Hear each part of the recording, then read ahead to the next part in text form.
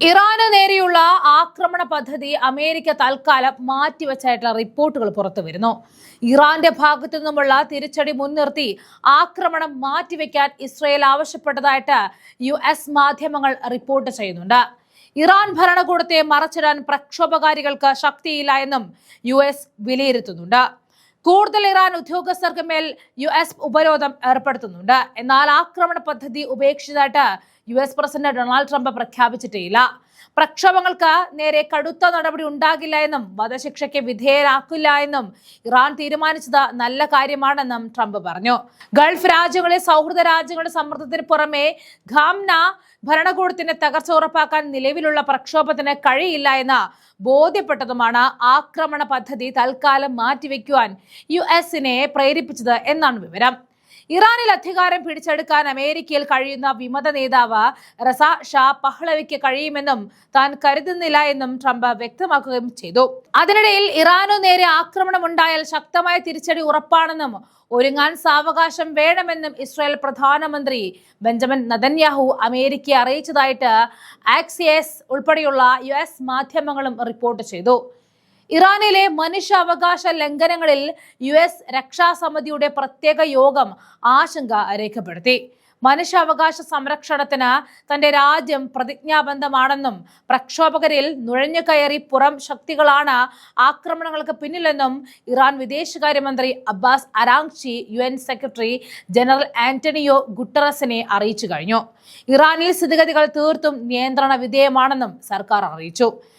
ഇന്നലെ കാലത്ത് 5 മണിക്കൂർ നേരം ഇറാൻ വ്യോമ അതിർത്തി അടച്ചിട്ടിരുന്നു. സ്ഥിതിഗതികൾ കണക്കിലെടുത്ത പല വിമാന കമ്പനികളും ഇറാനിലേക്കും ഇസ്രയേലിലേക്കുമുള്ള സർവീസുകൾ റദ്ദാക്കിയിട്ടുണ്ട്. ഇറാന്റെ മിസൈൽ കരുത്തും റഷ്യൻ സംവിധാനവും ഒത്തുചേർന്നാൽ ചരിത്രത്തിലെ ഏറ്റവും വലിയ ദുരന്തമായിരിക്കും അമേരിക്കയും അവരുടെ സഖ്യകക്ഷികളും ഏറ്റുവാങ്ങുക എന്നതാണ് യാഥാർത്ഥ്യം.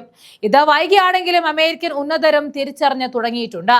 ഗൾഫ് മേഖലയിലെ അമേരിക്കൻ താവളങ്ങൾ ആക്രമിക്കുമെന്ന് ഖത്തറിനും സൗദി അറേബ്യയ്ക്കും ഉൾപ്പെടെയുള്ള ഇറാൻ മുന്നറിയിപ്പ് നൽകിയതോടെ തങ്ങളുടെ മണ്ണ് ഇറാനെതിരായ ആക്രമണത്തിന് ഉപയോഗിക്കരുത് എന്ന ഗൾഫ് രാജ്യങ്ങളും അമേരിക്കയോട് ആവശ്യപ്പെട്ടിട്ടുണ്ട്.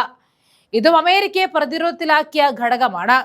മറഞ്ഞിരുന്ന കുറുക്കന്റെ കൗശല്യത്തോടെ ഇറാനെതിരെ കരുക്കൾ നീക്കുന്ന ഇസ്രയേലിന്റെ മുഖവും ഇറാൻ വലിച്ചുകീറി ഒട്ടിച്ചു കഴിഞ്ഞു.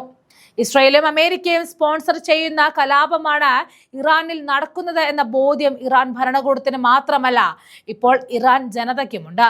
അതുകൊണ്ടാണ് കലാപകാരികളെ എതിർത്തും അയത്തുള്ള അലി ഖമേനി എന്ന ഇറാന്റെ പരമോന്നത നേതാവിനെ പിന്തുണച്ചും ലക്ഷക്കണക്കിന് ജനങ്ങൾ ഇപ്പോൾ തെരുവിലേക്ക് ഇറങ്ങിയിരിക്കുന്നത്.